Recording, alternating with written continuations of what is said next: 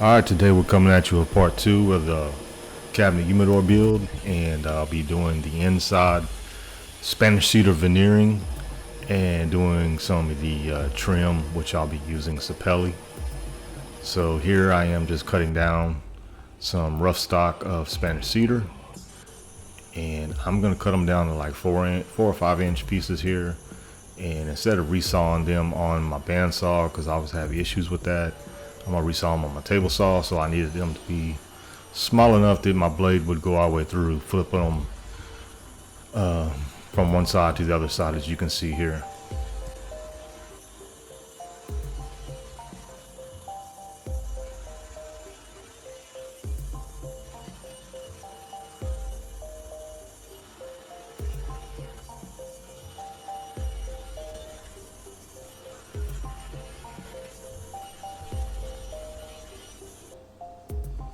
Alright, now I'm gonna take these 1/8 of an inch pieces and tape them together edge to edge, and this way when I'm done taping them together, I can flip it over and put glue in between them, and then the tape will help act as a clamp and squeeze them back together so they can dry.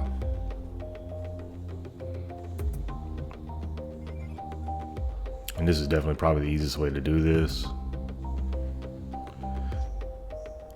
And then you'll also notice here, when I lay it flat and I clean the glue off, I'm gonna kind of tilt it up onto my table saw fence. And once again, that'll kind of help squeeze everything together. Here I'm just using a straight edge of my knife to cut it down to length.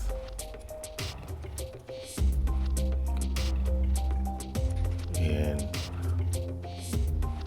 once you can see here how it fits inside. It is still a little too much depth to it. There's probably about 1 inch hanging out, but I figured it'd be easier to get this glued inside and then come back and trim the excess off, which, as you can see in a second now, that's what I did.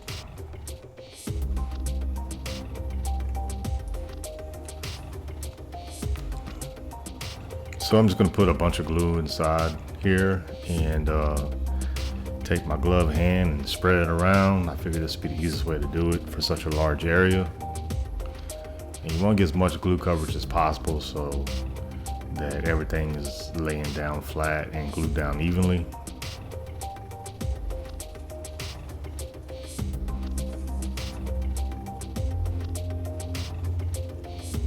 And here I'm just using some weight of some extra wood as clamps, basically, because really can't get any clamps inside there. And here, as you can see, I'm coming back with the knife and I'm trimming it down.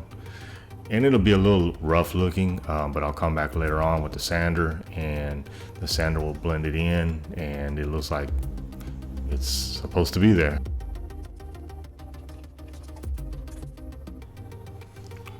All right, now continue on. I'm putting the top and bottom pieces in. Once again, you want full coverage with the glue.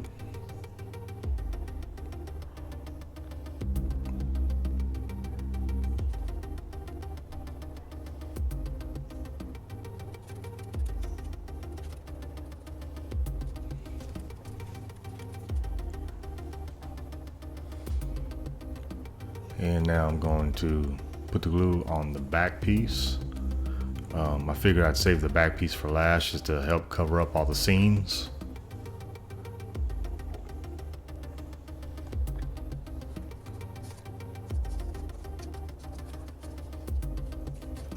And this was an extremely tight fit.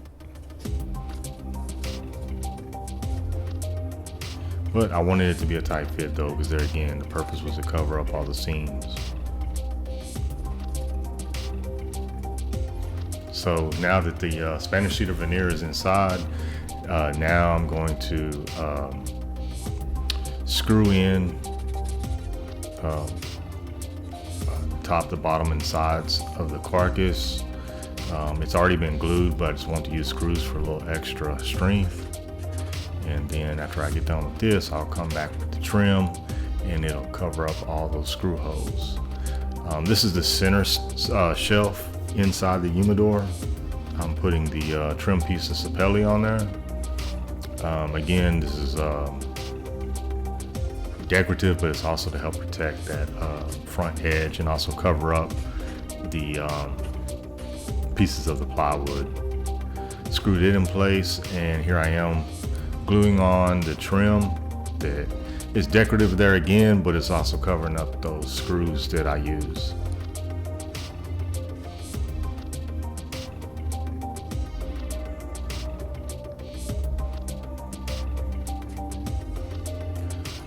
Use the pin nailer to pin it in place, and then I'll clamp it up and let it dry.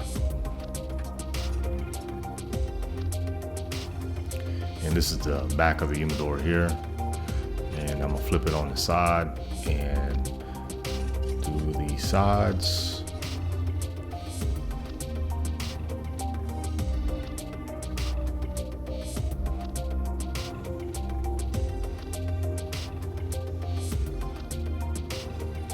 And just using a piece of scrap wood there to spread the glue out. There again, just to help get even coverage.